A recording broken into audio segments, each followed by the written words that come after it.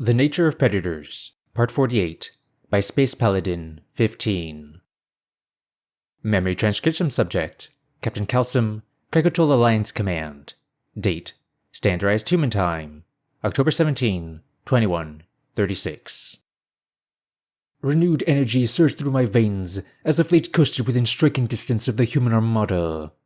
This was the most important skirmish of our lives. The Terran forces were a ragtag bunch, consisting of a primary cluster of recycled vanille vessels, a few of their own slow behemoths, and a handful that looked too small to host a proper crew. Our homogeneous warships had the advantage of both conformity and technology. Scans of Earth offer some interesting insights, as we registered several million life signatures in underground structures. I confirmed on this data with the fleet, and we agreed to nail those havens first. Human bunkers were not designed to withstand direct antimatter blasts. Once their key hideouts were demolished, major population centers were the second priority. Orion, advance. Ready your plasma guns on the Terran formation, I chirped into the comms. Follow this 5 seconds later with a generous donation of missiles. Everyone will fire on my mark. The radio crackled to life with a reply. How certain are we that we can defeat these predators? It's a simple math equation. We all act together, and we have more guns than they have ships. The Terrans held their position as we coordinated our target locks. Jala aimed our railgun at a gargantuan warship which already registered 5 others pinpointing it. Overkill wasn't the worst idea to ensure that the largest enemies didn't survive. My sensors warned that our fleet was being target locked in return, and a spurt of munitions were seconds from impact. Fire! I screeched. The light show around me was a marvelous sight, with energy beams zipping between us and the humans. I watched as our target was sundered by various incisions, capping off the largest threat before it began. Other Predator craft fell to the sheer onslaught. Their numbers couldn't hold a candle to ours. We sustained some damage to our front lines, though many vessels that were hit by the enemy were able to press on.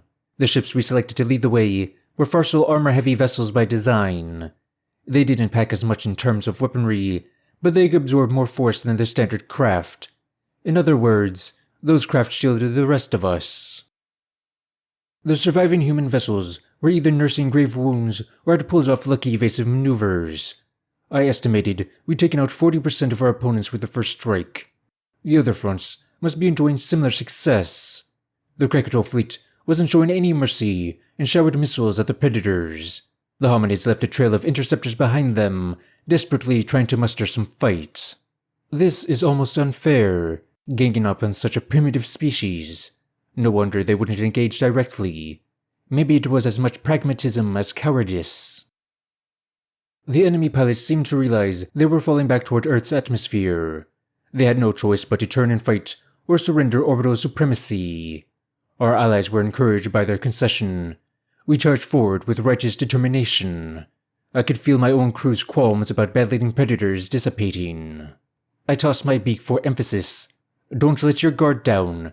Predators will try anything if they're desperate enough. Sir, the smaller craft are shooting kinetics and plasma at us while charging at max speed. Thing is, I'm not detecting any life signs. Jala chittered. Have the humans found a way to hide from our sensors? They might be concealing some bunkers. Confusion rippled through my plumage. I doubt even humans made advances against technology they barely understand. The pilots could have just ejected and left the vacant ship on a collision course. You didn't listen to what I said. The craft are still firing on us and making course corrections. There has to be a pilot. My talons tightened around my perch. Those Terran ships didn't seem to be steering on a preset course. Before my eyes, one of them whirled out of the way of a plasma beam. It performed a total thrust reversal on a dime. I didn't know how anyone could calculate that fast, or how the lapse in gravity wouldn't cause a pilot to pass out. Hell, the G-force should crush an organic skull. While Predators in movies were nigh unkillable, that was not reality. Those maneuvers were impossible. The only conclusion was that those spacecraft were flying themselves and killing based off of some sort of algorithm. How could a computer ever learn strategy? And even if it could, who would risk implementing that function into its programming? I leaned over the comms. The smaller craft are fighting without human input. I believe they're ordered to crash into us at max velocity. Focus on them. Hundreds of railguns pivoted toward the threat, and a slew of missiles greeted the pilotless craft as well. If our readings were correct, these robots seemed reliant on nuclear power. The plasma jets they unleashed at close range were tied to those systems. The humans had skipped right to inflicting the most damage possible. A single hit burned through even the fragile ship's hardened exterior. It's actually quite clever to not have to worry about losing pilots. They don't have to fuss over containing reactions from weapons or expending power on life support. The Terran automatons were decimated when we managed to connect, but they reacted quickly to our threats. We had to focus multiple warships on a single one to make sure it couldn't calculate us to death. Several reached their targets and rammed nose first into the armored front line. Our hardiest ships took significant losses. The humans were determined to take them out of the equation. Jala singled out aggressive predator vessels and provided suppressive fire for our allies. We advanced deeper into their territory, knowing human fervor would render them reckless. Their crater-pocked moon passed alongside us, a landmark of our goal. Defense satellites missed us with lasers and gunfire, but they were idle targets to be taken out. The predators were retreating in gradual increments, and their scattered formation was on the brink of collapse.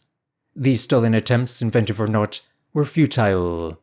In a few thousand kilometers, we could commence the orbital bombardment.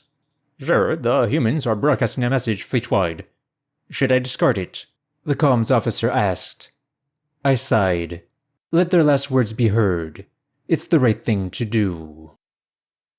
Federation fleet, we advise you to turn back now. We took the liberty of informing the Arxer of your departure. The audio transmission had no video, but the booming voice was jarring even without a visual. If you return now, you might arrive in time to save your planets. You'll need the artillery you're going to expend on Earth. We will accept your surrender and allow you to return unimpeded. A stunned silence swept across the bridge. Every crew member was undoubtedly recalling their home and the people we left behind. Nishtal was our birth planet, a marshy paradise with floating cities and breathtaking algae blooms. It didn't surprise me that the humans would guarantee it fell alongside Earth. That was predatory spite. But the thought of returning to Nishtal, to see every stilt tower and ceremonial nest obliterated, cracked a small piece of me. That wasn't even considering how the Arxer would ravage our population. What egotistic predator didn't take prizes of its hunts after all? Friendly radio chatter cropped up again. The Arxer are coming for us. I'm sorry for listening to one of those fiends, but we have to save our homes. She's right. Another captain agreed. Shouldn't we at least send part of the fleet back? We never should have left Nishtal unguarded. Take heart, my friends. The humans are bluffing. We have them scared shitless. I didn't believe the primates were fibbing, but this mission had to be finished, whatever the cost. Do you think it's possible to talk to the Arxer? The predators want to manipulate our empathy and use it against us. The last part was true. Though I found it improbable, they staked that wager on a falsehood. The Terrans hoped they could wield their compassion for our brethren against us. They probably understood how we felt, seeing our homes vulnerable and under siege. This was a cost I could barely find the strength or logic to commit to. Odds were, a few hours wouldn't make a difference on this scale. Our fleet would be disorganized and short of ammo, whether we accomplished the objective or not. The question was whether any other species could survive through our sacrifice. But what if they are telling the truth? Came the retort across Federation channels. I lowered my eyes. Then we'll be out of here in a few hours. If the Terrans survive, they will just join forces with the Arxer. Humans are untenably violent, and they'll want revenge. There is no choice but to eradicate Earth. The fleet rallied behind my words, finding their conviction restored. There was nothing to stop the humans from following our subspace trail and unleashing their retribution on our cities. It was far too late now to walk back any attack. Predators didn't forgive or relinquish grudges. The first bomber group barreled toward the line of Terran ships who were behaving strangely. I watched as they backed away and left massive gaps in their formation. Why were they giving our vessels a path to break through? Either they were extraordinarily cocky and anticipating our surrender, or this was a trap. Thousands of missiles slapped into our spacecraft seconds later, hailing from the direction of their moon. The explosives demolished any ships they touched. I was stunned to see radiation amidst the readings. These items could only take out one ship without shockwaves, but the missile contacts numbered half of our vessels. The fact that the Predators stocked that many nukes on Luna. Why do the humans have such an oversized supply of city killers? What reason could they have to point them at their own world from above? Deploy all missile countermeasures, I shrieked into the comms. Destroy every structure on their moon. I'm sure that has to be the last of it, but... Just as the Federation fleet began compensating for the nuclear deluge, the humans deployed another staggering missile wave. This salvo was also in the thousands, begging the question of just how large their atomic cache was. No wonder our scientists thought the apes irradiated their world. It wasn't for lack of trying. Jala spotted a military complex near us and dropped an antimatter bomb onto the lunar coordinates. As much as I hated to waste extermination supplies, I didn't question the necessity of stopping the nuclear assault. Every bomber who forged ahead was getting buried in radioactive warheads. There was only so many explosives we could shrug off at once. The Terran defenders camped by the orbital threshold, hurling plasma at anything that moved. Thousands of our ships had succumbed to the mind-boggling missile count. We were still trying to swat the remnants away. With our numbers whittled down, the humans smelled blood. Our attack force suddenly seemed a bit more manageable. I flipped my wings in irritation. We have to find a way through the wall, and quickly. Any suggestions, Jala? Well, sir, there's a small gap by the northern polar cap. The Predators are overextended. My sociopathic second replied. I blinked. Good thinking. That is where we can break through and pick our mark. My mind wandered as I relayed assignments. The first item was delegating our quickest ships to rush through the enemy opening. Our entire lead bombing unit was atomized, so the swift cruisers were the obvious replacements. I figured the humans would try to stop any advance. The second our people started moving, we needed to block the Predators from sealing the gap. Earth looked depressingly beautiful as I studied the viewport.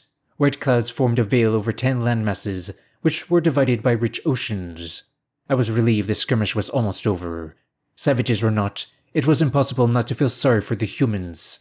There was exquisiteness and wonder in what they had built. And I knew there were plenty of us left to get the job done. It's been an honor serving with each of you. Let's finish this so we can all go home, I croaked over comms. Federation cruisers bolted toward a vacant spot in the Terran formation and pushed their engines past recommended limits. Our warship joined them as it surging forward. The walls rattled as we careened into position. The non-essential ships formed a metal shield between the cruisers and the humans gunning to intercept them. An angular Terran behemoth sauntered toward us, not even slowing down as we hovered in its path. My nav officer took evasive maneuvers and ducked their uncontrolled plasma and missiles. The humans weren't even taking the time to aim. I could almost hear the Predators begging us to stop, and guilt tugged at my heart. The massive ship launched dozens of smaller craft from its hangar bay, but they were spliced up by our kinetics on arrival. Those scrawny fighters were easy pickings for us. The spacecraft carrier found itself target-locked by a murderous Jala. The female Krakatoa showed no emotion as she directed a missile through a hangar, circumventing its armor. Yes! She leapt up with enthusiasm as the Predator ship erupted into pieces. It's funny, isn't it? We're blocking them from getting to the real target, and these humans are forced to watch. An appropriate somberness overtook the bridge as the rest of us processed her words. There was nothing amusing about what we were slated to witness. It was difficult to remember that it was just business. 15 Federation cruisers slipped past the humans with the timely help of the Allied fleet. They crossed the final kilometers to orbital range and scoped out the exposed planet below. I watched as the Predators flung everything they had at the attackers, knowing full well they were out of reach. Time seemed to freeze around us. This was a moment that would reside in my nightmares. The payload struck home after a painstaking eternity. Bright flashes dotted Earth's continents, and the antimatter purification wiped away our first human targets.